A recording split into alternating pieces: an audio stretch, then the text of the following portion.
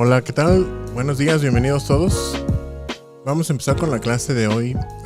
Vamos a ver hoy dos temas. Vamos a hablar en la primera mitad de la clase sobre enfermedades infecciosas y en la segunda mitad vamos a hablar sobre neoplasias. Entonces, vamos iniciando. En cuanto a las enfermedades infecciosas, vamos a discutir de forma muy general sobre las características de las infecciones y algunos de los hallazgos histopatológicos que se pueden encontrar. Por sí solo el patólogo no va a diagnosticar muchas veces alguna entidad infecciosa o algún agente infeccioso como la causa de una patología. Nosotros siempre tenemos que conjuntar los hallazgos de lo que encontramos en el tejido o en la muestra que se esté enviando a estudio. Puede ser una secreción, un frotis, un frotis de líquido, por ejemplo, de derrame pleural, lo que sea. Tenemos que encontrar los hallazgos con la clínica del paciente y también con los cultivos a veces que se hacen.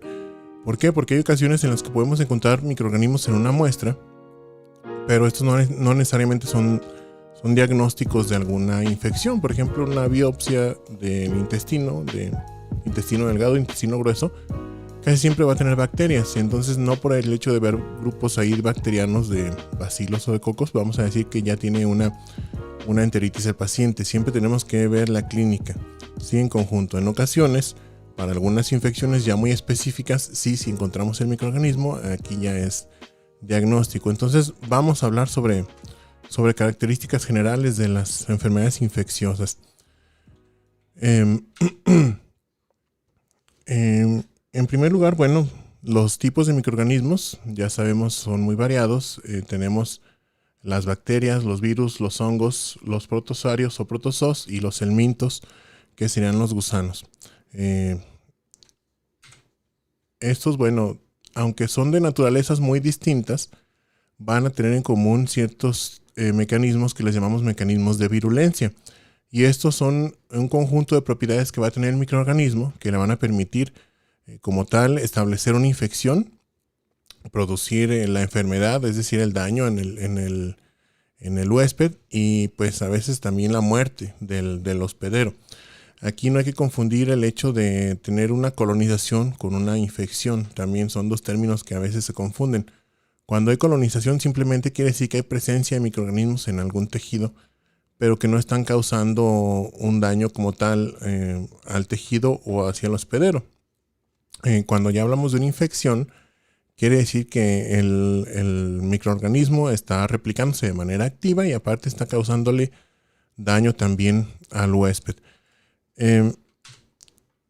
Bueno, ¿qué es lo que debe hacer un microorganismo para poder establecer una infección? Se tienen que dar estos 4 pasos. Primero, el microorganismo debe ingresar al huésped, sí, al cuerpo del huésped. Para esto tiene que atravesar una serie de barreras que ahorita vamos a ver. Tiene que evitar también las defensas del huésped para no ser destruido, adaptarse al ambiente del huésped, al microambiente en el que va a llegar para poderse reproducir, y finalmente parasitar los recursos del huésped. Esto ya va a depender del tipo de microorganismo. Básicamente aquí nos referimos a empezar a hacer pues daño ahí a los tejidos o a las células del huésped. Bien, ¿cuáles son las rutas de entrada de los microorganismos? Van a ser básicamente los epitelios. ¿Sí? Los epitelios son barreras o cubiertas que nos protegen de las infecciones y del ambiente en general, ¿sí? Del ambiente externo, pero nos protegen en gran medida de las infecciones. ¿Cuáles son los principales? Pues la piel, el epitelio del tracto gastrointestinal, del tracto respiratorio y del tracto urogenital. Entonces, para que se pueda establecer o se pueda iniciar una infección, el microorganismo primero tiene que atravesar alguna de estas 4 barreras, que puede ser de muchas maneras. Por ejemplo, la piel es una barrera casi impermeable, ¿sí? La queratina que tenemos en las células del epitelio de la piel, las de la epidermis, nos protege bastante bien del medio externo, pero de los microorganismos también. Entonces, hay microorganismos, por ejemplo, algunos hongos que producen agentes queratolíticos que les ayudan a perforar la piel como tal. Entonces, ellos pueden invadir directamente. Otros, como algunas bacterias, por ejemplo, o algunos virus, pueden atravesar la piel, pero cuando se produce una herida o una laceración en la piel, ¿sí? Por una inoculación, a lo mejor por un cuerpo extraño, o también ayudados por vectores como los artrópodos, ¿sí? Como las enfermedades transmitidas, por ejemplo, por los mosquitos, como el dengue, el chikungunya. El tracto gastrointestinal, bueno, el epitelio del tracto gastrointestinal, aunque es más delgado que la piel, mucho más delgado que el epitelio de la piel, tiene ahí muchos sistemas de defensa que serían pues principalmente las enzimas digestivas, ¿sí? Tanto los jugos gástricos como las secreciones biliares. Estas van a provocar cambios ahí muy abruptos del pH del medio de ahí de la luz intestinal. Entonces esto puede destruir a muchas bacterias que si bien no las destruye a todas, puede afectar muchas veces o destruir a las bacterias que serían más nocivas para nosotros. Por dar algunos ejemplos, también el tracto respiratorio, bueno, es una barrera también para las infecciones. Si recuerdan, creo que ya hemos mencionado un poquito del epitelio respiratorio cuando hablamos de las metaplasias. Lo vamos a volver a ver cuando veamos la patología pulmonar, pero el epitelio respiratorio es un epitelio complejo que tiene un mecanismo compuesto por células caliciformes que van a producir mucina, que va a atrapar la mayoría de los microorganismos que entran por ahí. Y después tenemos las células que tienen los cilios, ¿sí? El borde en cepillo, que están barriendo ese moco o esa mucina con microorganismos hacia el exterior, hasta la glotis, para que se ha deglutido y pues se han destruido los microorganismos. Entonces tenemos prácticamente todas nuestras superficies epiteliales algún sistema que nos va a ayudar a protegernos de la infección por microorganismos. Pero como ya sabemos, bueno, las infecciones son muy comunes, entonces los microorganismos con el paso del tiempo se han ido adaptando a nuestras defensas para poder traspasar alguna de estas barreras y podernos infectar. Cuando un microorganismo nos infecta, cuando atraviesa la barrera epitelial, después empieza primero a proliferar o a replicarse ahí de forma local, y en muchas ocasiones se puede diseminar después. Aquí vemos un ejemplo, una infección que puede atravesar cualquier epitelio, y nos está poniendo la imagen, puede ser la piel, epitelio respiratorio, del tracto gastrointestinal, etcétera. Van a llegar los microorganismos ahí, empiezan a crecer de forma local, después atraviesan esa barrera epitelial y se empiezan a diseminar. La diseminación puede ser por muchas vías. Pueden entrar al torrente sanguíneo o linfático, pueden viajar dentro de las mismas células inflamatorias, como vemos aquí este macrófago cargado de microorganismos. Pueden desplazarse algunos microorganismos directamente entre las células o por los tejidos, pero principalmente van a viajar por vía sanguíneo-linfática o dentro de las células inflamatorias, y bueno, esto los va a llevar a muchos otros tejidos distantes del sitio de infección inicial. Aquí vemos en este ejemplo, bueno, esta infección llegó a algún epitelio, viajó dentro de los macrófagos o del torrente sanguíneo linfático y se diseminó pues a muchos otros tejidos como el cerebro, el corazón, glándulas salivales, por ejemplo. Ahí es donde se alojan los virus que causan las famosas paperas, ¿sí? O el hígado, por dar un ejemplo. Algunos se van a afectar a tejido muy especializado. Por ejemplo, aquí vemos el ejemplo del virus de la varicela o de la rabia, que afectan principalmente al tejido nervioso, etcétera. Pero este es un ejemplo así muy general de cómo se diseminan los microorganismos para causar una infección. Bien, después de que llegan los microorganismos al tejido, tienen que también protegerse ellos mismos de las defensas del huésped, de nuestras defensas en este caso. ¿Cómo le hacen? Bueno, pueden valerse de muchos mecanismos. Aquí estamos viendo los principales. No todos los microorganismos utilizan todos estos. Algunos son más utilizados por los virus o por las bacterias, etcétera, pero aquí estamos viéndolos todos en conjunto. Por ejemplo, la variación antigénica, esto es muy utilizado por las bacterias y por los virus también. ¿Qué es lo que hacen? Bueno, recuerden que nuestras células inflamatorias, las células de nuestra defensa, las que van a integrar la respuesta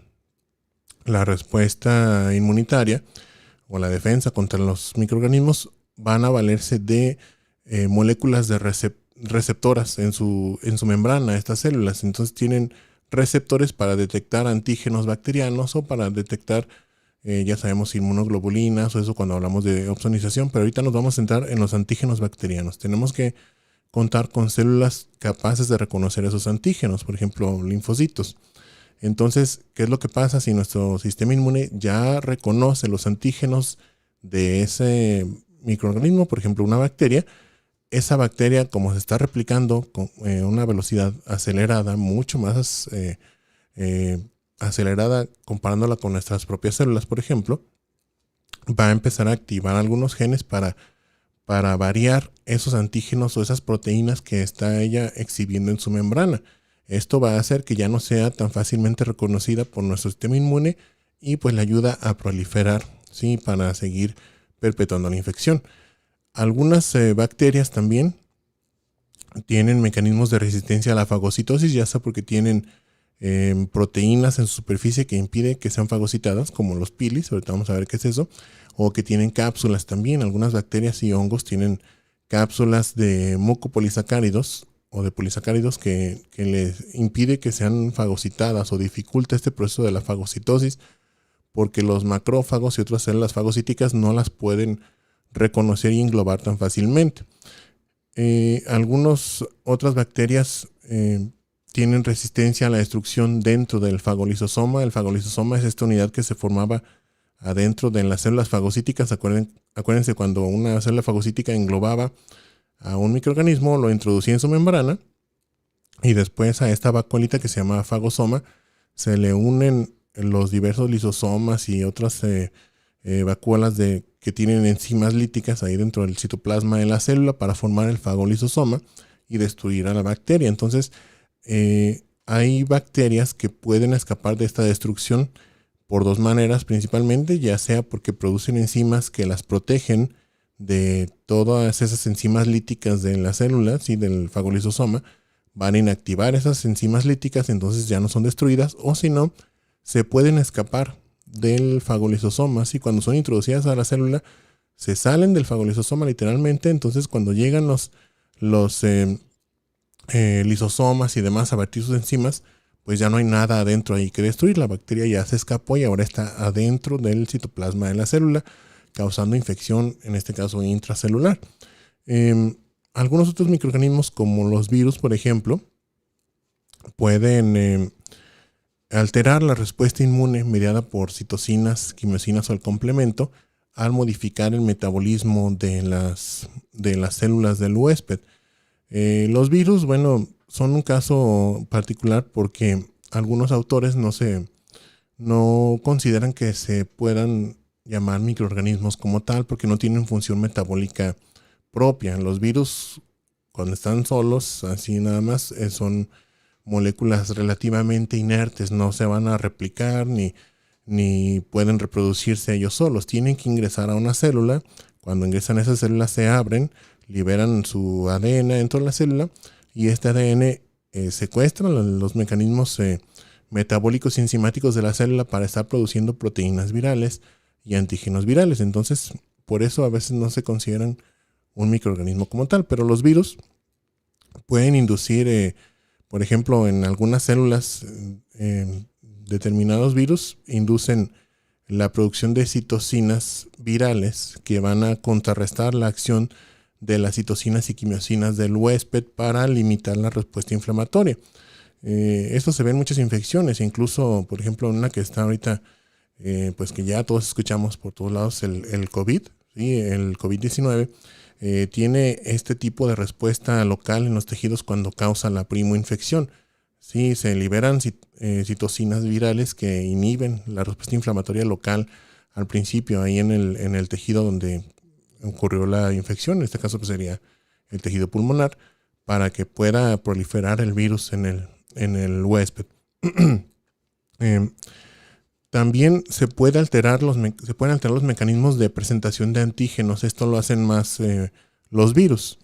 Cuando una célula está infectada por un virus, al estar produciendo todas estas proteínas virales, en las mismas moléculas del MHC de la célula, acuérdense que el MHC era una molécula presentadora de antígeno, van a tomar de dentro del citoplasma de la célula algún antígeno viral y lo van a expresar en su membrana para que después algún linfocito T citotóxico reconozca ese antígeno viral y destruya esa célula para acabar con la infección de ese virus.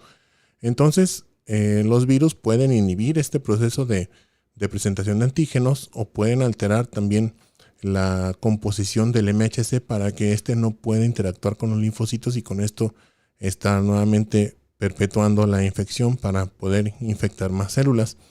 Se pueden, estas últimas dos son mecanismos un poquito más raros que hacen algunos virus y este último algunas bacterias también. El de la inhibición de la actividad linfocitaria, como vemos por ejemplo en el virus del VIH, que ese afecta a los linfocitos y disminuye su actividad, causa inmunosupresión, entre algunos otros. Entonces, eso también lo pueden hacer. O permanecer en estado de latencia. Cuando un microorganismo no está haciendo nada, no está causando infección activa, es más difícil de detectar. Entonces, algunos microorganismos pueden infectar el tejido del huésped, pero permanecer de forma latente, replicándose a lo mejor de manera muy lenta, para después iniciar una infección más activa. Entonces, en ese estado de latencia, no van a ser detectados y no van a ser destruidos por el sistema inmune. Esto lo vemos, por ejemplo, en el virus que causa la varicela, ¿sí? El virus de la varicela zoster. Cuando causa la prima infección, ya sabemos que tenemos todo ese exantema caracterizado por la presencia de máculas, pápulas, vesículas en la piel, con mucho prurito, malestar general, fiebre y todo eso. Eso sería la primoinfección, o sea, la primera infección. Después de que ceden todos estos síntomas, el virus queda latente en las células nerviosas, en las neuronas de los ganglios nerviosos, ¿sí? Que tenemos ahí a un ladito de la columna vertebral. Entonces, el virus va a quedar ahí latente dentro de estos ganglios. ¿Qué pasa si en algún momento baja nuestro estado de nuestra respuesta inmune? No sé, nos enfermamos, nos infectamos por VIH y nos inmunosuprimimos, o nos trasplantan un órgano y tomamos inmunosupresores, o simplemente ya envejecemos, y esto pasa también en las personas ancianas, porque su respuesta inmune tiende a ser menos efectiva. Vamos a estar en un estado de inmunosupresión y ese virus que estaba latente se puede reactivar. O en el caso de las bacterias, esto lo hace, por ejemplo, la Salmonella typhi, la causante de la fiebre tifoidea, que cuando nosotros consumimos comida infectada, nos va a causar una infección, pero después esta se va a quedar como guardada ahí, se puede quedar en algunos tejidos o en algunas sustancias. Por ejemplo, esta sobrevive a las enzimas biliares, entonces se puede guardar ahí dentro de la vesícula biliar y quedar latente para en algún momento provocar nuevamente una reinfección o una reactivación. Bien, aquí tenemos en esta imagen descritos o representados de forma visual los mecanismos que ya explicamos ahorita para entenderlos mejor. Entonces, aquí vemos la variación antigénica. Los microorganismos pueden cambiar esos antígenos de superficie para no ser reconocidos y pues no ser fagocitados. Pueden inhibir la fagocitosis, ya sea porque se rodeen por una cápsula o porque tengan alguna proteína ahí que impida que sean reconocidos tan fácilmente. Escapar de la destrucción del fagolisosoma, ya sea porque inactivan las enzimas que les vierten aquí dentro, los lisosomas, o porque se escapan del fagolisosoma. Esto lo hace, por ejemplo, la Mycobacterium tuberculosis, la bacteria causante de la tuberculosis.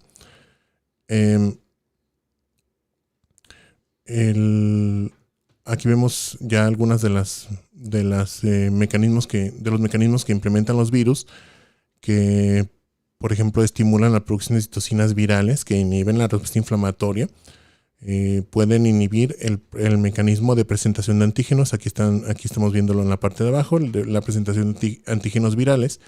La célula está infectada por virus, está produciendo proteínas virales, pero como un mecanismo de defensa en el que se va a sacrificar esta célula, obviamente, empieza a expresar antígenos virales, son reconocidos por algún linfocito citotóxico y este destruye esta célula. Entonces, Algunos virus pueden ya sea inhibir este proceso de presentación de antígenos o alterar esta molécula del MHC que vemos aquí en la parte de abajo para que no sea reconocida por los linfocitos. Es decir, ese MHC anómalo sí va a presentar los antígenos virales, pero cuando llegue el linfocito no puede interactuar bien con el MHC porque tiene una forma distinta y pues no reconoce la infección. O permanecer guardados en algunas células dentro de los tejidos, también aquí lo vemos, para estar en un estado latente y con esto pues evitar ser detectados por el sistema inmune del paciente. Bien, los distintos microorganismos van a tener también distintos mecanismos de daño. Aquí estamos viendo los principales de los dos tipos de infecciones más comunes.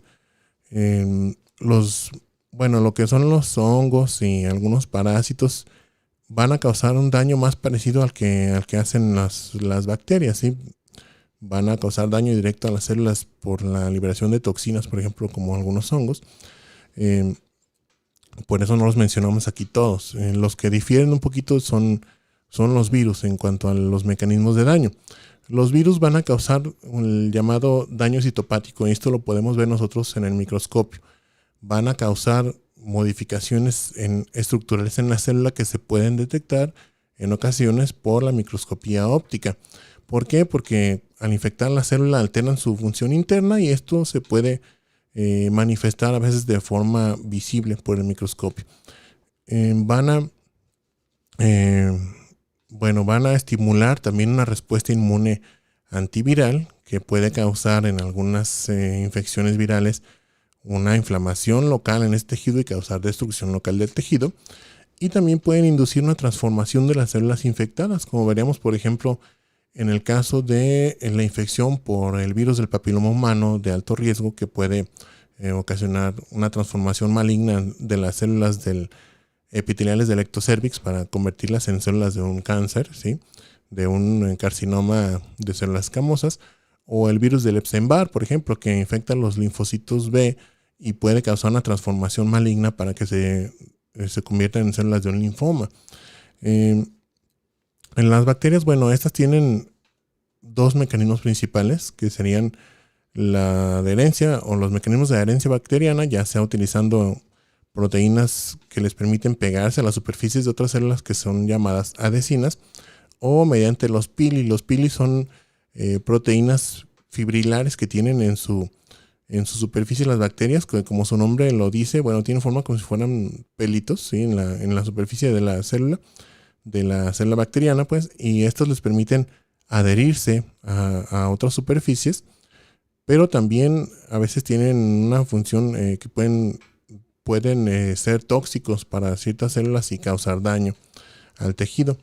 Y pues el segundo mecanismo de daño de las bacterias sería la producción de toxinas, que es por lo que van a producir la destrucción de células principalmente. Las toxinas van a ser de dos tipos. Cuando hablamos de toxinas bacterianas, las exotoxinas son las producidas por la bacteria y después liberadas hacia el exterior. Sí, pueden ser enzimas, proteolíticas y demás que dañen a la célula directamente o que causen ahí alguna interferencia con alguna función. Y las llamadas endotoxinas, estas suena como que si fuera una toxina interna, ¿verdad? De las células, son parte de los componentes de la pared bacteriana en algunas bacterias. En el caso de las bacterias gram negativas, ahorita vamos a ver qué es eso, de gram positivo y gram negativo.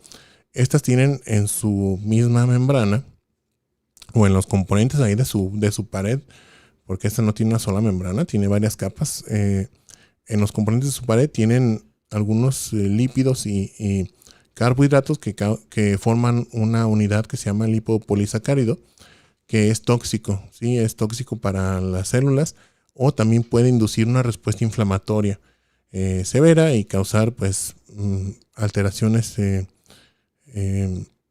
manifestaciones sistémicas en el paciente, como fiebre, incluso choque séptico y demás.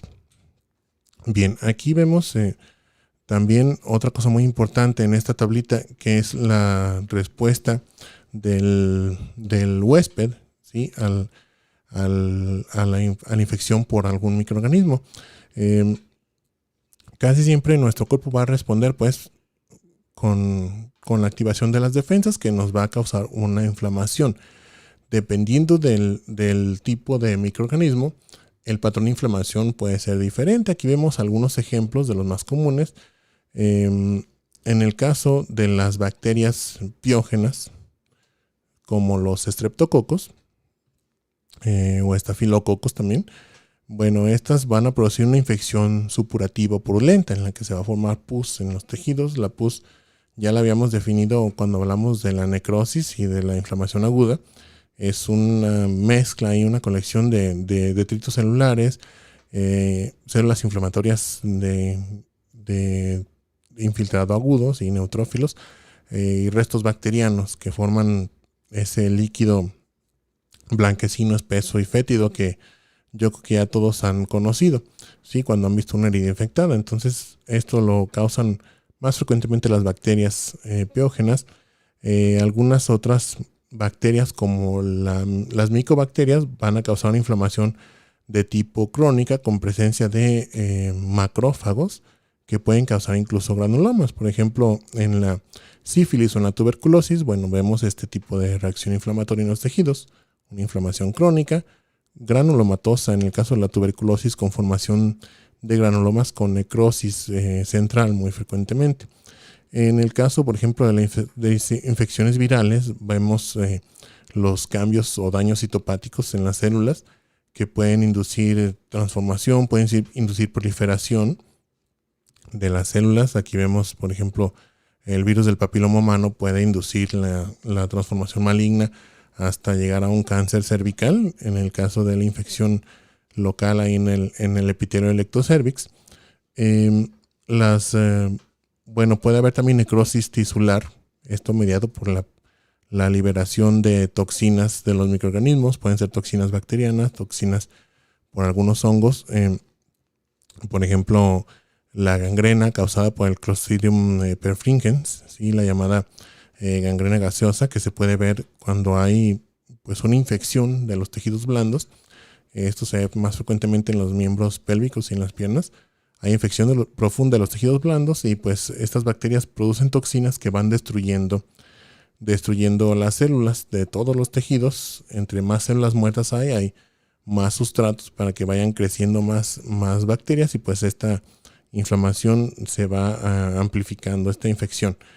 Y en algunos casos que no son tampoco tan comunes, esto es principalmente de algunos que tiene que ver con el estado secundario del paciente. Algunos microorganismos no pueden causar ninguna respuesta, ¿sí? No va a haber reacción, pero esto se va a ver acompañado por un estado de inmunosupresión severo del paciente frecuentemente. Por ejemplo, los pacientes que tienen infección por VIH, pero que ya tienen SIDA, ¿sí? No es lo mismo tener VIH que tener SIDA. Cuando ya tiene SIDA un paciente, quiere decir que ya su conteo de linfocitos CD4 es muy bajo. No me acuerdo ahorita el valor exacto, pero ya es muy bajo, entonces ya está inmunosuprimido de forma severa. Entonces ya es cuando tiene SIDA y el paciente, o AIDS, por sus siglas en inglés. Entonces, cuando llega un agente infeccioso, pues muchas veces ya no hay respuesta a este microorganismo en esos estados de inmunosupresión. O también, por ejemplo, cuando tenemos un paciente que es post-trasplantado y está recibiendo de forma constante inmunosupresores. Entonces, aquí se pueden presentar infecciones por microorganismos que normalmente no vemos en personas inmunocompetentes. La infección por las bacterias que forman este complejo de Mycobacterium avium son micobacterias muy parecidas a las que causan la tuberculosis, pero son atípicas, ¿sí? No las vemos causando infección en personas inmunocompetentes normalmente. Y estas, cuando vemos un tejido infectado por estas bacterias, por ejemplo un ganglio linfático, que es donde las encontramos más comúnmente en la práctica de la patología, que nos manden un ganglio aumentado de tamaño de un paciente con VIH que ya tiene SIDA. Y si le hacemos ahí algunos métodos de detección, que ahorita vamos a decir cuáles son, podemos encontrar la colonización por estas micobacterias y las vamos a ver muy, muy abundantes, ¿sí? Porque las defensas del paciente pues están prácticamente abolidas y pues tienen ahí la oportunidad de crecer libremente estos microorganismos. Bien, vamos a hablar ya a partir de aquí, no vamos a hablar de alguna o a sentarnos como tal en alguna infección, porque como son muchas, sí, nos tardaríamos mucho en hablar de infecciones virales y bacterianas y todo eso. Vamos a hablar de características más o menos generales que podemos a veces nosotros ver como patólogos, ¿sí? Para sentarnos más en el tema de la patología. Ya para estudiar de forma particular alguna infección, en este caso el herpes, la varicela, infecciones bacterianas, ¿sí? Por estafilococo, estreptococo, etcétera. Eso ya más bien es del campo de la microbiología, ¿sí? Meterse un poquito más, o de la fisiopatología, meterse un poquito más a los síntomas y demás. Ahorita vamos a hablar de manera general, ¿sí? De las infecciones. Entonces vamos a ver algunos ejemplos de hallazgos microscópicos que podemos encontrar. En este caso estamos viendo células infectadas por virus del herpes. Son células epiteliales que encontramos en una ampolla, ¿sí? La infección por virus del herpes causa ampollas, los famosos fuegos labiales, que yo creo que más de alguno ya lo ha tenido. Si recuerdan, están formados por pequeñas vesiculitas, ¿sí? Como ampollas pequeñitas llenas de líquido. Dentro de estas ampollas vemos células epiteliales descamadas que están llenas de virus. Los virus, dentro del espectro de lo que es el daño citopático, van a veces formar pseudoinclusiones dentro de una célula. Cuando se están produciendo las proteínas virales para ensamblar nuevos virus adentro de una célula, esta producción no es como que muy controlada, ¿sí? Porque el ADN viral tiene muchas limitaciones que hace que pueda haber, por ejemplo, mutaciones y demás en los virus, pero esa proliferación o esa producción de proteínas virales no es tan controlada como la producción de proteínas de la célula de forma normal. Entonces, ¿qué es lo que va a pasar? Estas proteínas virales se pueden acumular adentro de la célula y pues formarnos ahí un cúmulo o un grupo grande de proteínas que va a expandir algún compartimento dentro de la célula. Puede ser el núcleo, puede ser el citoplasma, puede ser el espacio alrededor del núcleo, y esto lo podemos ver en el microscopio, porque en las células, las proteínas toman un aspecto que le llamamos hialino, ¿sí? Como si fuera vidrio esmerilado. Entonces, en este caso, en la infección por virus del herpes, aquí estamos viendo una célula que tiene el núcleo, lo vemos expandido. Vamos a dibujar aquí esto es el núcleo, lo que les estoy delimitando. Y si se fijan, por dentro de esa línea roja que acabo de dibujar, se ve una línea oscura, como morada o negra, muy delgadita. Esa es la cromatina del núcleo, ¿sí? Que está rechazada toda hacia la periferia. Y en la parte interna vemos un material eosinófilo muy intenso, todo esto, que lo vemos muy homogéneo. Esas son proteínas virales que están adentro del núcleo. Es una inclusión intranuclear. A veces las podemos ver las inclusiones por fuera, ¿sí? Abrazando o desplazando el citoplasma que está alrededor del núcleo, como veríamos por ejemplo en los coelocitos, ¿sí? que se ven en la infección por virus del papiloma humano. Y pues es algo muy común de las infecciones virales, las pseudoinclusiones. O inclusiones, perdón, no son pseudoinclusiones, estas son inclusiones virales. Dependiendo del virus, bueno, estas inclusiones van a tener una morfología distinta a veces o una localización diferente. En el citomegalovirus, por ejemplo, la inclusión se ve más o menos parecida a la del herpes porque es intranuclear, pero aquí está de un tamaño mucho más grande. Aquí estamos viendo un neumocito con una inclusión nuclear de gran tamaño, esta que vemos aquí más oscura, el borde del núcleo que le estoy señalando, y adentro de ese núcleo está esta inclusión viral de gran tamaño, ¿sí? Este es un neumocito de tipo 2, lo vemos así como abombadito con mucho citoplasma. El virus del Epstein-Barr, por ejemplo, ese no nos va a formar inclusiones, este afecta a los linfocitos. y a las células epiteliales del tracto respiratorio, pero este nos puede causar otros problemas como la transformación maligna. ¿Sí? Son cambios más severos o daños histopáticos más severos. Por ejemplo, en los linfocitos puede causar transformación maligna y ocasionar después un linfoma de células B, que son los linfocitos que afectan. Aquí estamos viendo en este frotis de sangre periférica, vemos aquí a 4 linfocitos y ya vemos que el tamaño de estos linfocitos está aumentado y el núcleo está irregular. Son linfocitos atípicos de una infección por virus del Epstein-Barr. En este caso es una infección transitoria.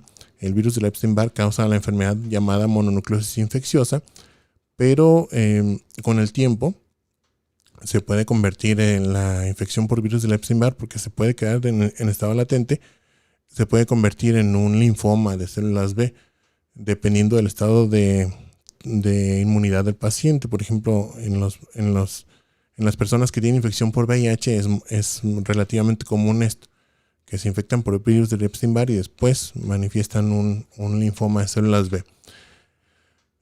Las bacterias, bueno, ya habíamos dicho que las vamos a dividir en general en bacterias gram positivas y gram negativas. Esta división se debe a la característica tintorial que van a mostrar cuando se utiliza la tinción de gram. Aquí lo estamos viendo del lado izquierdo, gram positivo y gram negativo las de abajo. Esta diferencia en la tinción se va a deber a una diferencia en la estructura de la pared bacteriana. Y esa cubierta que forma pues el cuerpo de la bacteria, por ponerlo así entre comillas, ¿verdad? Como si fuera la membrana, si vemos a la bacteria como una célula. Entonces, la membrana bacteriana, bueno, tiene un parecido pues muy grande con la membrana citoplasmática de nuestras células. También está formada por fosfolípidos principalmente, pero tiene otros componentes ahí agregados que van a tener función para la bacteria, en este caso para infectar, pero también pueden causar manifestaciones sistémicas en el huésped. En el caso de las bacterias gram negativas, que aquí estamos viendo en la parte de abajo, estos lípidos que vemos aquí de color amarillo van a formar los lipopolisacáridos que integran la pared bacteriana. Cuando están ahí formando parte de la pared, bueno, están cumpliendo una función estructural. Pero cuando nosotros destruimos estas bacterias, porque a lo mejor consumimos un antibiótico que cause una ruptura de estas bacterias y desintegración, bueno, estos lipopolisacáridos, al ser captados por nuestras células inflamatorias, van a inducir una respuesta inflamatoria severa, con mucha liberación de citocinas y demás, que van a hacer que tengamos todos esos síntomas generales, como la fiebre y demás. Y en casos severos, bueno, podemos tener manifestaciones sistémicas muy severas, como el choque séptico, ¿sí? Liberación de aminas vasoactivas dentro de los vasos sanguíneos que causan vasodilatación, aumento de permeabilidad y demás, y pueden causar incluso la muerte del paciente. Sí, esto es en general para dividir las bacterias. Después las vamos a dividir también por su forma. Aquí estas que estamos viendo con forma de bastoncito, ¿sí? Alargadas, se llaman bacilos. Si las vemos redondas, les vamos a llamar cocos. Si los vemos como una forma intermedia, así como si fuera un bacilo cortito, les podemos llamar a veces cocobacilos o bacilos cortos. Dependiendo también la disposición que toman, se les pone otro nombre. Por ejemplo, si van creciendo una a un lado de la otra formando como cadenas, les llamamos o le agregamos la palabrita estrepto antes de su denominación por forma, que sea cocobacilo. Entonces de ahí viene eso de estreptococo o estreptobacilo, sí, que serían por ejemplo cocos. Los estreptococos son cocos que crecen formando cadenitas, los estreptobacilos, bacilos que crecen formando cadenas así largas de bacterias. Estafilos, bueno, eso más bien lo vemos en los cocos, ¿sí? El estafilococo crece formando como racimos, ¿sí? Como si fueran racimos de uvas, no forman bacterias, no forman, cadenas. Si están creciendo por pares, bueno, le ponemos diplo, por ejemplo, los diplococos, ¿sí? Como la Neisseria, por ejemplo, la Neisseria gonorrea, que son diplococos gram negativos, etcétera. Sí, bueno, aquí vemos un acercamiento, una imagen a gran aumento de una tinción de gram. Este es de un cultivo de múltiples bacterias. Aquí las vemos mezcladas para poder apreciar la diferencia. Vemos que pues prácticamente todas son bacilos, pero podemos ver de color morado las que serían gram positivas y de color rosita o fuchsia las que son gram negativas, y esto se debe pues a la composición de su pared, que les va a dar una característica tintorial distinta en esta tinción de gram. Bien, las bacterias, igual que los virus, bueno, causan infecciones muy diversas. Este es un ejemplo de infección por estafilococo. Pueden infectar múltiples tejidos y causar manifestaciones distintas. El estafilococo, por ejemplo, generalmente los tenemos en la piel. Esto es algo que también, pues, prácticamente ya todos sabemos, pero es conveniente recordar. Nuestras superficies epiteliales por lo general están siempre colonizadas por microorganismos. Simplemente no pueden causar infección activa. Nuestra piel, por ejemplo, pues está tapizada completamente de microorganismos. El tracto digestivo también. De hecho, en el tracto digestivo pues encontramos una cantidad mucho mayor de bacterias que en la piel. Pero estas bacterias no causan una infección activa.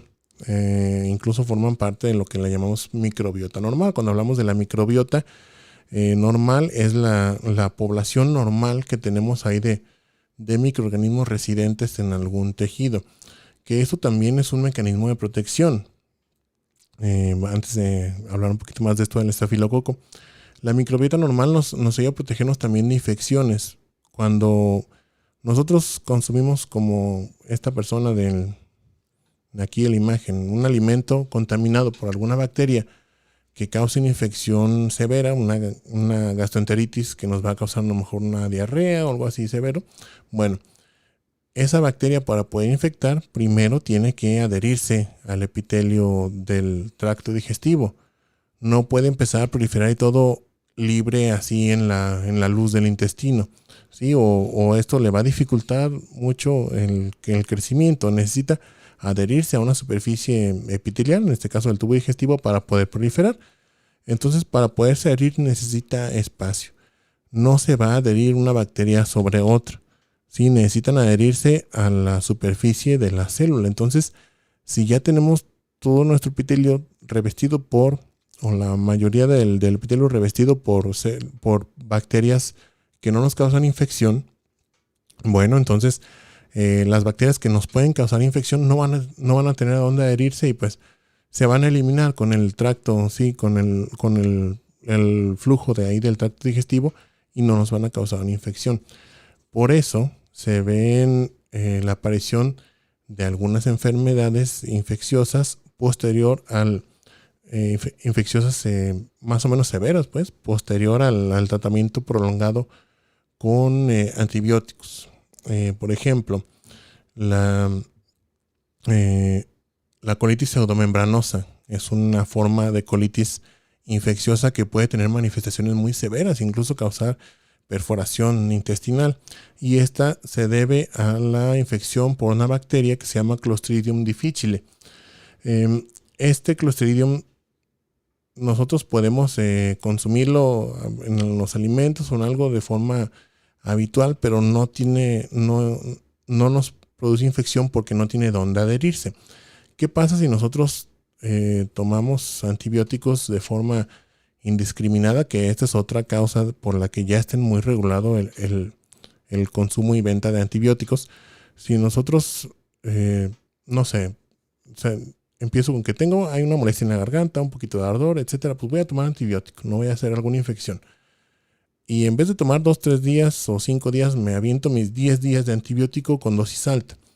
¿Qué es lo que va a pasar? Ese antibiótico me va a destruir o a matar también las bacterias que tengo normalmente ahí en el intestino.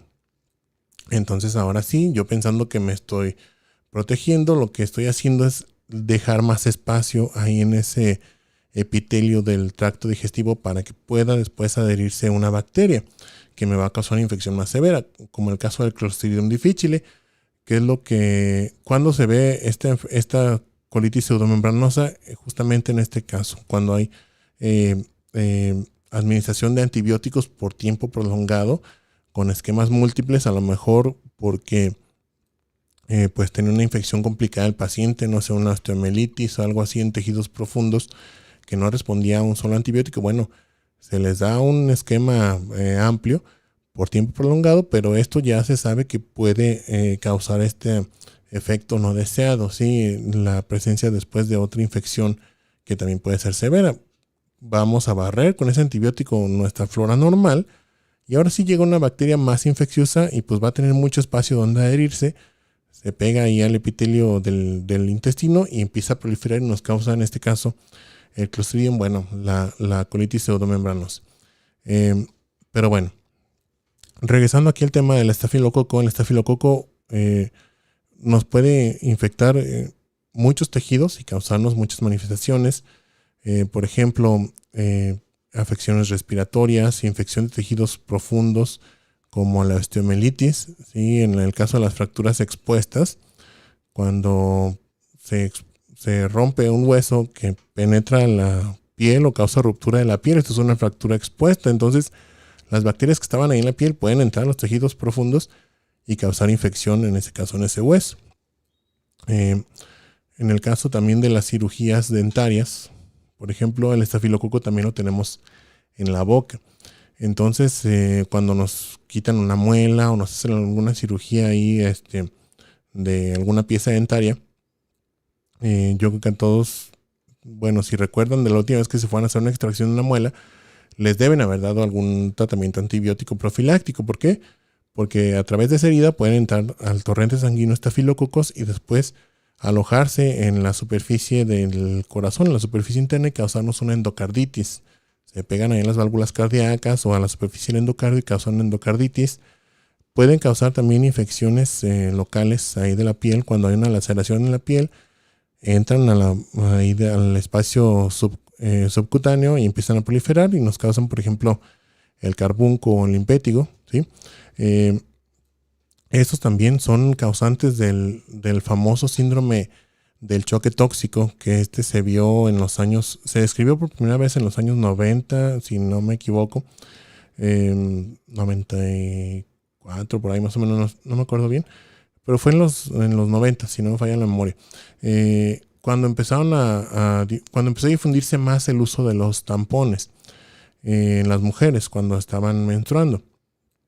Cuando se empezaron a vender los primeros tampones, no se les daba una indicación a las mujeres de cada cuánto tiempo cambiarlo. Entonces se dieron algunos casos de mujeres que pues se colocaban un tampón y se lo dejaban por muchas horas, así 10, 12 horas, un día completo a lo mejor, porque tenían muy poquito flujo y decían, bueno, pues para no desperdiciarlo, pues lo dejo ahí todavía colocado, y entonces este tampón se colonizaba por estafilococos que después producían una toxina, ¿sí? El estafilococo aureus, que es una especie de estafilococo, produce una toxina que se identificó cuando se describieron estos casos, ¿sí? De síndrome de choque tóxico, que tiene ese nombre, toxina del síndrome de choque tóxico, y lo que causa es una respuesta inflamatoria sistémica que va a causar un choque séptico y pues puede causar la muerte. De hecho, se descubrió porque causó la muerte de mujeres que estaban completamente saludables y únicamente hicieron eso de colocarse un tampón y dejárselo por mucho tiempo. Se colonizó por estafilococos, produjeron esta toxina y pues tuvieron un shock, un estado de choque en las pacientes y se murieron. Por eso ahora, si revisan un empaque de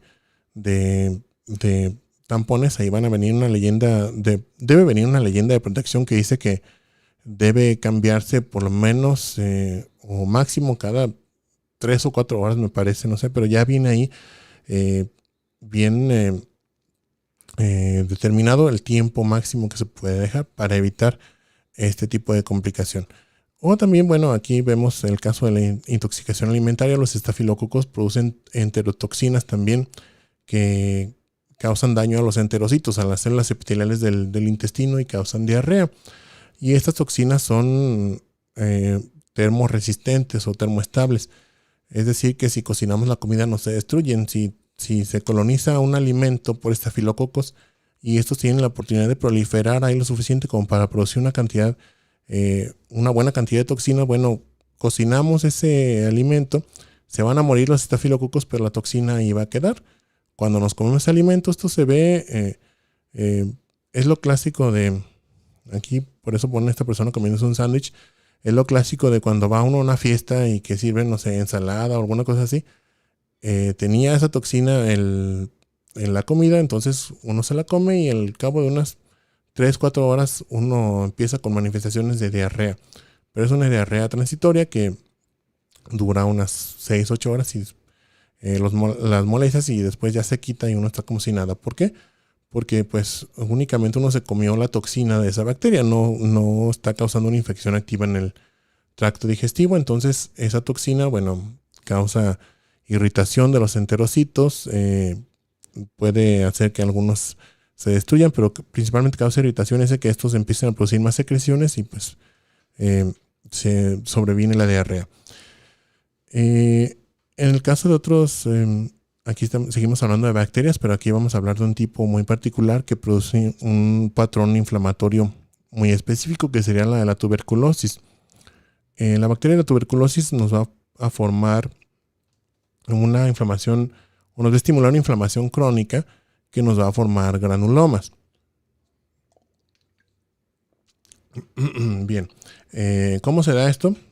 Aquí estamos viendo la secuencia de eventos en el caso de la infección de la tuberculosis. Cuando tenemos la primoinfección, que nosotros inhalamos el bacilo de la Mycobacterium tuberculosis, pues va a llegar a nuestros alvéolos. Y ahí en los alvéolos tenemos residentes a los macrófagos alveolares, que se encargan justamente de limpiar o de destruir de la vía respiratoria los microorganismos y algunas partículas que ingresen hasta el interior de la vía respiratoria o hasta lo profundo, que serían pues los alvéolos donde están ellos.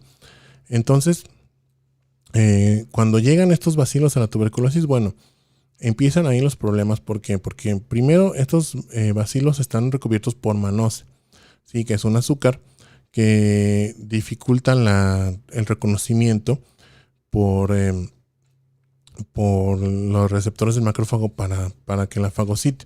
Sin embargo, esta manosa, bueno, tiene o se liga al receptor de C3b, ¿sí? Que sería un receptor que tienen en su superficie los macrófagos para ligar las moléculas del complemento, el C3, o también para el receptor FC. Tiene afinidad esta manosa, el receptor que liga a las inmunoglobulinas cuando estas están pegadas en alguna superficie. Entonces, las micobacterias, bueno, se unen a este receptor y van a entrar adentro del macrófago, y van a entrar al citoplasma del macrófago. Si este macrófago, bueno, las logra reconocer y las fagocita, igual estas micobacterias van a modificar el fagosoma, ¿sí? Para que no madure, que no se forme el fagolisosoma, que no se altere ahí el pH y entonces que no sean destruidas. Estas escapan de la destrucción por fagocitosis y pues van a quedar ahí proliferando adentro del macrófago. Esto nos va a dar, bueno, una bacteriemia inicial y va a causar a veces siembras de la misma bacteria en algunos otros tejidos o diseminación local ahí en el pulmón. ¿Por qué? Porque van a estar proliferando dentro del macrófago y eventualmente pues van a hacer que este macrófago reviente y las libere, entonces van a infectar nuevamente otras células. Estas, bueno, como tienen ese mecanismo de protección, esa cubierta de manosa, no son reconocidas tan fácilmente para iniciar una respuesta inflamatoria en contra de ellas. Entonces, la infección inicial pasa muchas veces silente.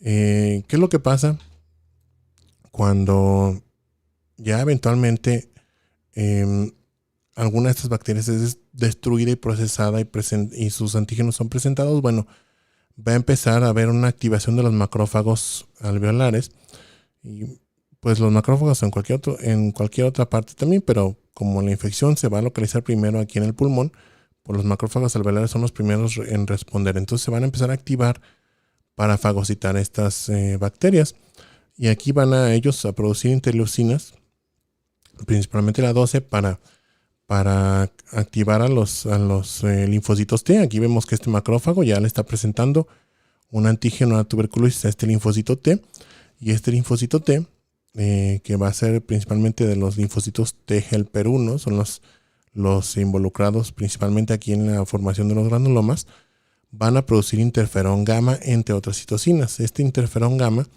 va a hacer que los macrófagos alveolares se activen y entren en un modo bactericida más efectivo. Entonces van a hacer, ahora sí, a forzar esa maduración del fagolisosoma, van a hacer que se destruyan las micobacterias que tienen ahí en su interior, pero también van a inducir esta transformación epitelioide de los macrófagos, en donde se localiza la mayor concentración de bacilos. Los macrófagos se van a empezar a agrupar ahí alrededor, van a empezar a cambiar su forma, a hacerse como células de tipo epitelial, por eso tiene ese nombre de células epitelioides, y alrededor de ellos van a disponerse los linfocitos T helper estos para seguirlos estimulando con la producción de interferón gamma y otras citocinas que vemos aquí. Por ejemplo, el factor de necrosis tumoral y algunas quimiosinas van a hacer que sigan activos estos macrófagos y esto nos va a formar un granuloma. Los macrófagos que están muy activos aquí en la parte central liberan enzimas y demás que van a causar destrucción del tejido. Algunos de ellos mismos también se van a morir y eso nos va a formar esa necrosis gaseosa central que se ve muy frecuentemente en los granulomas. Aunque aquí, ojo, bueno, esto depende del estado inmunitario del paciente. No siempre vamos a ver granulomas.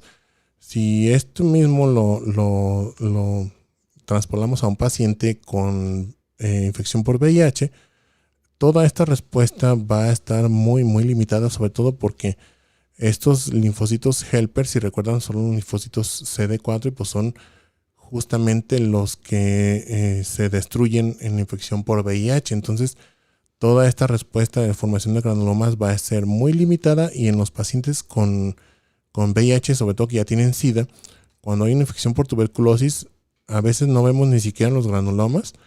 Podemos ver granulomas pequeñitos, pero por lo general no vemos necrosis gaseosa, porque esa necrosis gaseosa, bueno, depende de la activación de los macrófagos y si no hay suficientes linfocitos para estimular esa activación, pues se puede formar a veces un granuloma o pequeñito por ahí, pero no va a tener esa necrosis gaseosa. Entonces, esto es, no es por eso patognomónico, decir, bueno, si tiene necrosis gaseosa es ese granuloma es tuberculosis, si no la tiene no es. Sí, hay que hacer correlación con los cultivos. Bueno, aquí en la parte de abajo estamos viendo también la famosa prueba de la tuberculina, que esa es para ver si ya estuvimos expuestos a los bacilos de la tuberculosis. Es una prueba en la que se inoculan de manera subcutánea antígenos ahí purificados de la Mycobacterium, de micobacterias. No me acuerdo la especie exacta, pero no es Mycobacterium tuberculosis. Entonces, si ya estuvimos expuestos, como ya tenemos células sensibilizadas contra esos antígenos, bueno, vamos a tener una reacción ahí positiva.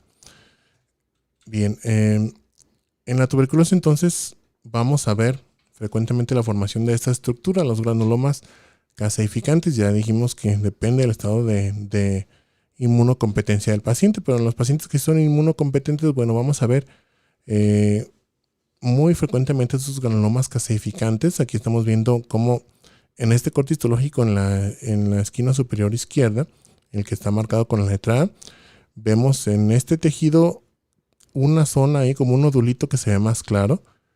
Yo creo que si lo alcanzan a ver todo, si no ahorita lo vamos a delimitar. Todo este nódulo, aquí lo estamos viendo, que está más claro que el tejido que está alrededor. Ese es el granuloma. La parte más clarita serían las células epitelioides. Aquí la estamos viendo de cerca. Todas estas células que se ven aquí como alargadas, así como si fueran células epiteliales. Aquí vemos también células gigantes y alrededor, todo esto de aquí, vemos células muy pequeñitas, ahí redondas, casi sin citoplasma, que serían los linfocitos. Si recuerdan, cuando hablamos de la inflamación crónica granulomatosa, dijimos que los componentes para tener un granuloma son básicamente estos dos, los linfocitos y las células epitelioides. Las células gigantes, bueno, pueden o no estar.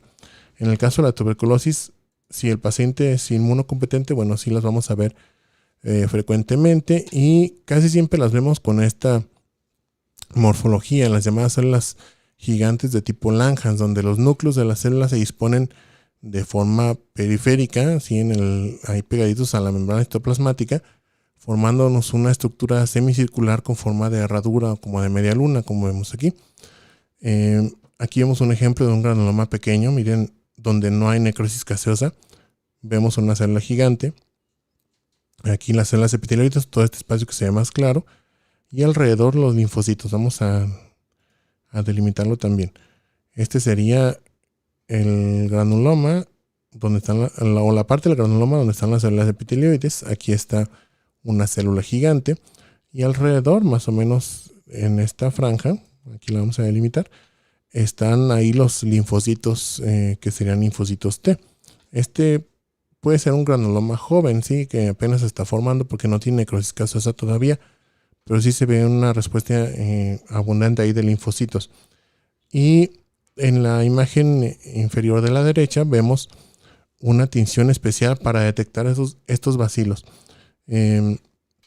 Vamos ya entrando un poquito a esto de los mecanismos de detección o métodos de detección que podemos nosotros utilizar. Necesitamos a veces de tinciones que nos ayuden a resaltar los microorganismos para poderlos visualizar.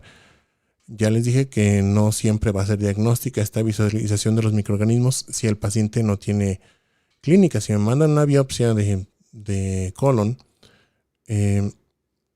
y pues yo le veo bacterias y digo, pues tiene colitis infecciosa, y me dicen, oye, pero el paciente no tiene diarrea ni nada, pues ahí no estoy haciendo la integración. Sí, necesita tener clínica el paciente para nosotros poder diagnosticar. En este caso, si nos mandan un ganglio linfático, casi siempre nos mandan cervicales porque son los de más fácil acceso, los del cuello, que está aumentado de tamaño. Al hacer los cortes vemos que tiene granulomas caseificantes. Le hacemos una tinción. Esta es la tinción de Ziehl-Neelsen, o también tinción de Barb, o para bacilos ácido alcohol resistentes.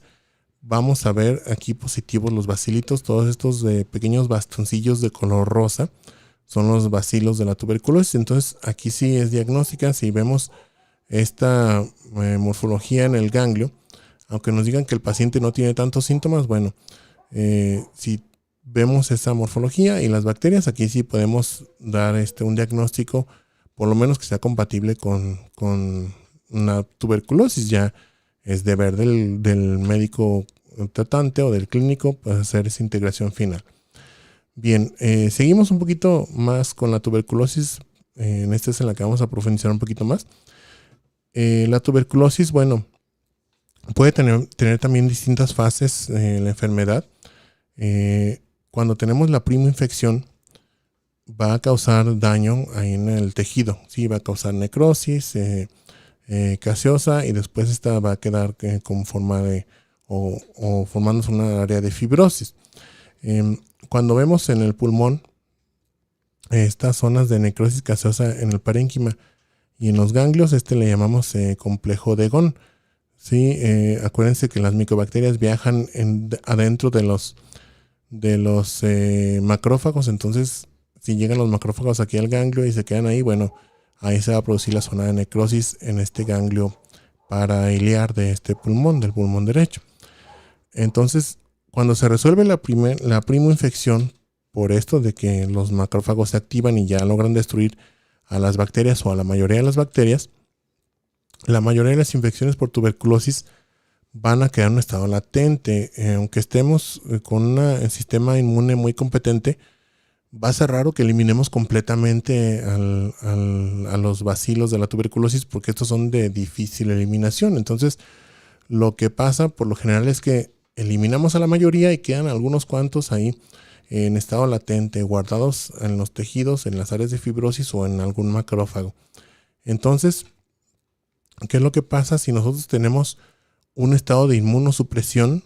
Sí, porque nos infectamos por VIH, nos trasplantaron un órgano, envejecimos, etcétera. Ya dijimos algunas causas de inmunosupresión también la clase pasada, cuando hablamos de las enfermedades de las inmunodeficiencias. Bueno, al estar en un estado de inmunosupresión, se van a reactivar estos bacilos y vamos a tener una tuberculosis secundaria, que nos va a dar nuevamente manifestaciones, pero ya más intensas. Va a haber más daño a los tejidos. ¿Por qué? Porque nuestras células inflamatorias ya están sensibilizadas contra el bacilo de la tuberculosis y va a haber más activación de células inflamatorias contra este bacilo. Va a haber una reacción de hipersensibilidad de tipo 4, una hipersensibilidad mediada por células, entonces va a haber destrucción amplia ahí en los tejidos. En algunos casos, ya sea de la primera infección o de la secundaria, cuando hay un estado de inmunosupresión, sobre todo constante, bueno, se van a ir diseminando poco a poquito los bacilos por vía hematógena, ¿sí? O dentro de las células inflamatorias, pero por vía hematógena, a otros tejidos y nos van a ir causando múltiples siembras en otros órganos que después se pueden ver como estas pequeñas nodulaciones ahí muy pequeñitas en distintos órganos, el hígado, el vaso, en la pared intestinal, en los riñones, etcétera, y esto se va a llamar una tuberculosis diseminada, también llamada tuberculosis miliar, porque recuerda mucho al milio o a los granos le llaman mijo o milo, es un cereal, son granos así redonditos de color blanco. Entonces la imagen macroscópica, bueno, recuerda mucho a estos granitos y por eso se le puso ese nombre. Es una tuberculosis diseminada, sí, que se presenta en pacientes inmunocomprometidos. Aquí estamos viendo un ejemplo. Este es un corte de un vaso, sí, es una imagen macroscópica de un vaso. Aquí vemos la parte del hilio y el parénquima esplénico y vemos cómo está todo lleno de esas pequeñas nodulaciones blanquecinas. Son pequeños granulomas caseificantes por la infección diseminada de tuberculosis. Y bueno, a este bacilo, ya saben, lo vamos a detectar, ya lo dijimos, con una tinción especial llamada tinción de Ziehl-Neelsen o tinción para bacilos ácido alcohol resistentes o de Barr, ¿sí? Que nos va a colorear de un tono así rosa intenso o fuchsia a los bacilos, contrastándolos con el fondo de las células. Generalmente los vamos a ver adentro del citoplasma de los macrófagos, pero los podemos ver también libres cuando acaban de salir de dentro de un macrófago porque pues ya estalló o se murió. Bien, vamos ahora abundando un poquito más sobre los mecanismos de detección. Algunas bacterias son positivas para otro tipo de tinciones o algunos microorganismos, no necesariamente bacterias. Por ejemplo, esta es una infección parasitaria. Este es un caso de sífilis causado por el Treponema pallidum, que es esta es una espiroqueta. Y esta la estamos resaltando con una tinción de plata. Aquí los vemos de color negro a los microorganismos con forma así como de espiral. Por eso el nombre de espiroquetas. Para algunos otros microorganismos utilizamos tinciones distintas. Este es un caso de una micosis ahí en el pulmón. Este es tejido pulmonar, lo que estamos viendo del lado izquierdo, estamos viendo la luz de un alvéolo aquí y en la luz de ese alvéolo vemos este material de aspecto proteináceo que se ve como poroso, como si fuera algo así espumoso, un material espumoso. Adentro de este material proteináceo hay hongos, pero no se pueden ver bien con la tinción de rutina, la hematoxinuracina que hacemos. Utilizamos una tinción de plata, la tinción de Grocott. Nos sirve bastante bien para ver hongos, y entonces aquí ya los resaltamos. De color negro serían todos los hongos. En este caso es una infección por neumocistis, creo. Y pues están los hongos aquí dentro de ese material proteináceo en la luz del alvéolo. Este es otro caso de una micosis. Este es también tejido pulmonar. Y vemos aquí un nódulo necrótico en el parénquima pulmonar que está causada por infección por Aspergillus. Los hongos también, aquí ya estamos hablando de otra especie de microorganismo. Bueno, causan un daño por mecanismos muy similares a los de las bacterias. Colonizan el tejido y después producen toxinas que destruyen a las células del huésped. Y bueno, los hongos, dependiendo de la morfología que tengan, les vamos a llamar levaduras o les vamos a llamar mohos. Cuando están así formando estas estructuras largas, ramificadas, son mohos. Cuando los vemos formando estructuras redondeadas, pequeñitas, individuales, son levaduras. Algunos hongos se ven siempre como levaduras, otros se ven siempre como mohos. Algunos se ven en las dos formas, dependiendo de su estado, de su ciclo de vida, si están reproduciéndose y demás, o también dependiendo de dónde los encontremos. Por ejemplo, hay algunos hongos como la cándida, que la podemos encontrar en superficies, pero ahí por la temperatura de las superficies, bueno, va a crecer formando como mohos o hifas en este caso. Algo parecido a esto, no se ve igual, pero se ve muy parecido, formando como pequeños filamentos.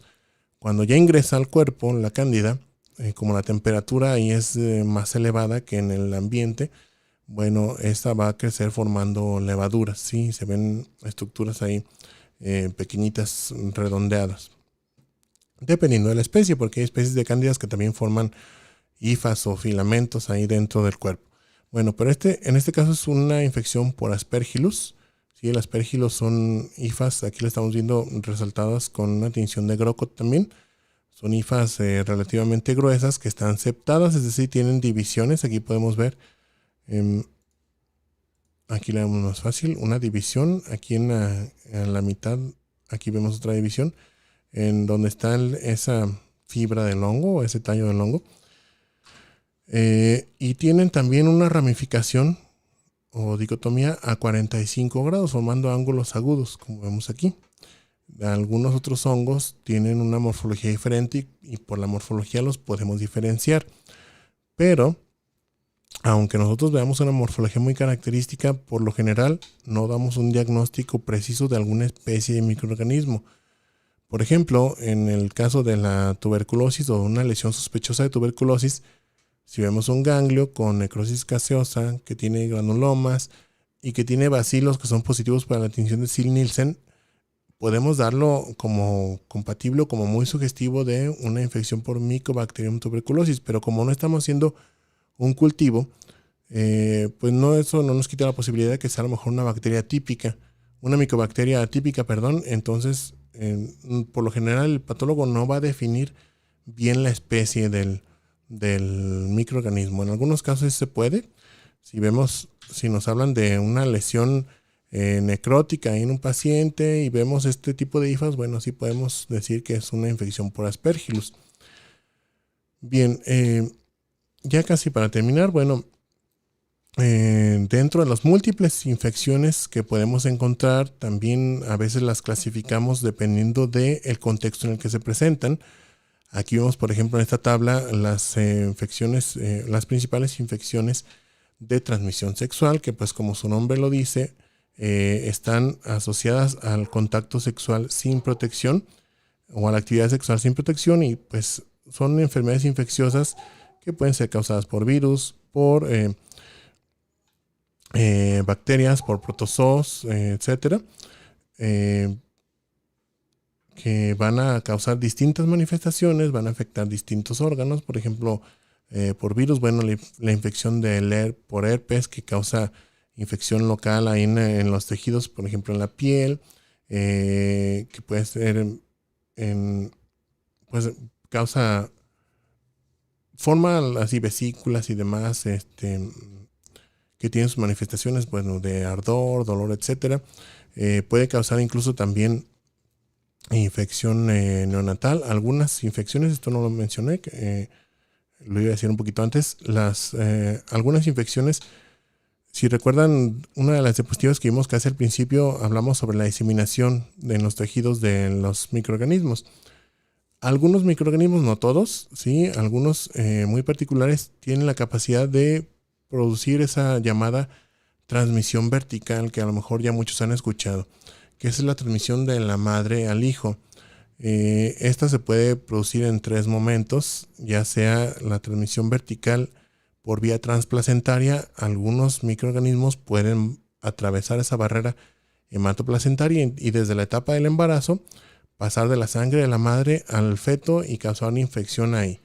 Algunas, dependiendo sobre todo también de la edad gestacional del feto, pueden causar incluso abortos o malformaciones, ¿sí? E interferir con el desarrollo fetal. La transmisión vertical también se puede producir en el momento del nacimiento, ¿sí? Cuando el feto se expone a la sangre de la madre, o algunas otras también se pueden dar al momento de la lactancia, que atraviesen también la barrera que está ahí que separa pues o la que filtra ahí los componentes de la sangre de la madre para producir la leche materna. Algunos microorganismos pueden atravesar esta barrera, pues penetrar ahí a la leche materna y a través de la leche materna transmitirse hacia el bebé en este caso. Pero bueno, aquí vemos algunas de las principales infecciones de transmisión sexual, ¿sí? Herpes, hepatitis, la infección por virus de la inmunodeficiencia humana o VIH, infección por clamidia, por ureaplasma, la Neisseria gonorrea, la sífilis causada por el Treponema pallidum, la Trichomonas vaginalis, etcétera. Sí, son muy variadas y cada una causada por microorganismos diferentes. Bien, en el caso de los parásitos, no habíamos hablado de estos. Estos tienen un metabolismo un poquito más complejo o mucho más complejo de lo que ya hemos visto ahorita de las bacterias y de los virus. Sí, estos por lo general tienen distintos estadios de desarrollo y a veces pueden incluir un desarrollo o un ciclo de su vida puede transcurrir en otro organismo diferente. Entonces utilizan a veces vectores.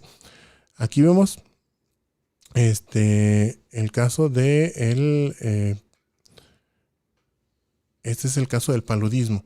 Sí, estamos viendo ay, se me fue el nombre ahorita de este parásito que causa el paludismo, pero bueno, el ciclo de vida se da en los humanos y en los mosquitos, que son los vectores que van a transmitir esta infección. Cuando un mosquito se alimenta de una persona, le va a inocular esta forma de los parásitos que se llaman esporozoitos. ¿Sí? Los esporozoitos van a colonizar a las células del hígado, van a viajar por la sangre hasta el hígado, van a colonizar ahí a los hepatocitos y ahí se van a empezar a replicar y van a liberarse a la circulación en forma de estos que se llaman merozoitos. ¿Sí? Estos merozoitos van a entrar a las células de la sangre, a los eritrocitos. Ahí van a empezar a proliferar. Aquí vemos distintas etapas de la vida, dependiendo de la etapa en la que esté de maduración este merozoito dentro del eritrocito. Bueno, el eritrocito lo vamos a ver con una morfología diferente y pues de ahí vienen esos nombres de que lo veamos como trofozoitos en anillo o esquizontes o etcétera, así dependiendo de cómo veamos en el microscopio la morfología de este eritrocito. Pero bueno, cuando se multiplican los merozoitos adentro de los eritrocitos van a causar que este reviente y se liberan más merozoitos para estar prolongando la infección. ¿Sí? Estos merozoitos que se liberan van a infectar nuevamente otros eritrocitos y van a estar causando la infección. Esto va a causar una de las manifestaciones principales de esta enfermedad, que sería la anemia. ¿Sí? En casos severos hay mucha liberación de merozoitos, mucha destrucción de eritrocitos y eso nos va a causar anemia de un grado variable. En los casos severos pues no es una anemia severa. Aparte se estimula la liberación de citocinas proinflamatorias y causan síntomas generales.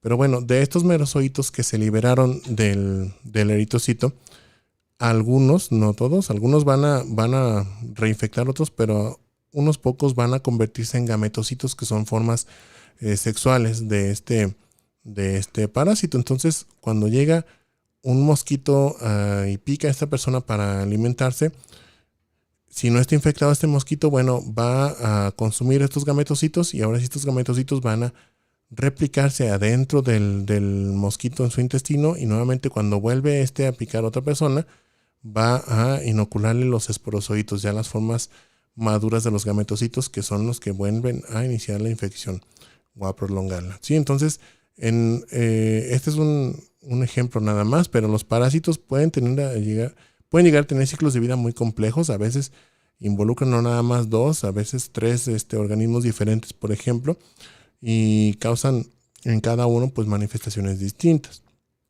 Bien, ya nada más para terminar,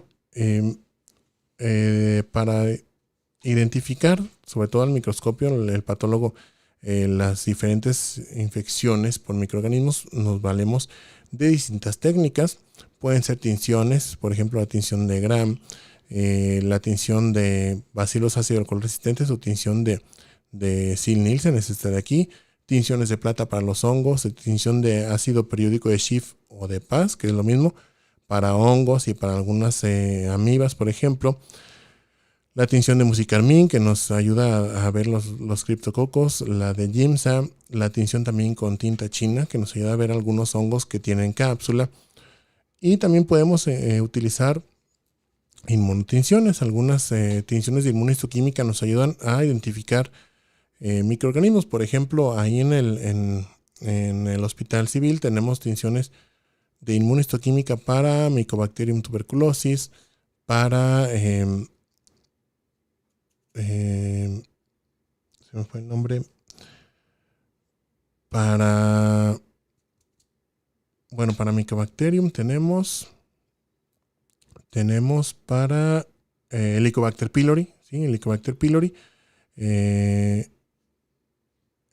tenemos para virus del Epstein-Barr, tenemos para virus del herpes.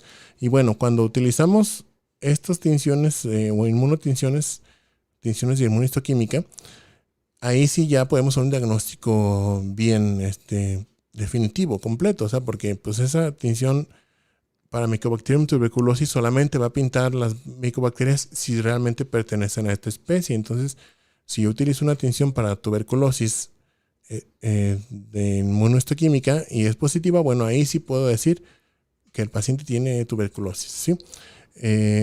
Podemos también apoyarnos de los cultivos. Esos no los hacemos en el laboratorio de patología, estos se hacen en los laboratorios de microbiología. Y también se pueden utilizar sondas de ADN para hacer pruebas parecidas a las de inmunistoquímica o estudios de PCR, ¿sí? Para detectar el genoma específico de algún microorganismo.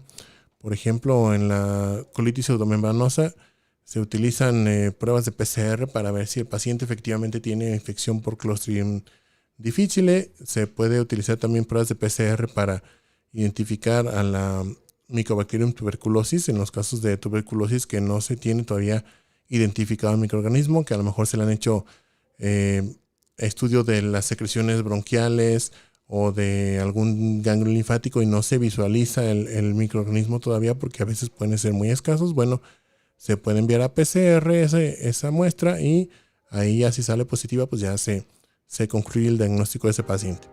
Bien, creo que con esto terminamos este primer tema de ahorita. No sé si tengan alguna duda sobre lo que platicamos en esta primera parte de la clase. Ya creo que ya los voy a escuchar. Sí, ya. Claro. Ya los escucho. Sí. Otra vez entonces, ¿alguna duda de lo que se vio ahorita? Ninguna. Perfecto. Muy bien.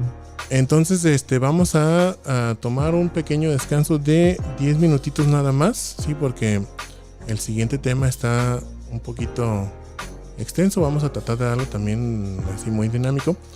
Entonces son las 9:40, ahorita 9:50 nos volvemos a conectar para ver el tema de neoplasia, ¿de acuerdo? Ahorita nos vemos. Gracias, profe. Sí, gracias, profe. Gracias.